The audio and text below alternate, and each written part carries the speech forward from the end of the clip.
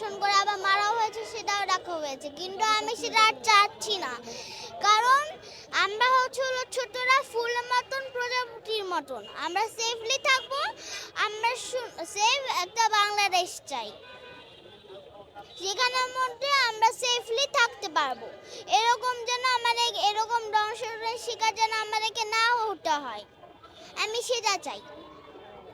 তুমি শিশুদের নিরাপত্তা নিয়ে কি ভাবছো? কিছু দেখো। আমি তো আর এত কিছু বুঝি না, এমনিতে আমি নিজেই শিশু।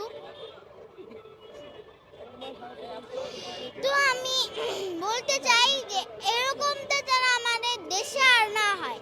আর যারা এটা করছে, যারা যারা যাদের হাতে এখন দেশ, তারা যেন তাদেরকে উপযুক্তটা শাস্তি দেয়, যেন দেখে সবাই বুঝতে পারে যে এটা সাহস যেন না পায় যে এটা করলে, এটা যদি আমি করি তাহলে আমার এই শাস্তি হবে না, এগুলো আমি করব না, এটা যেন হয়।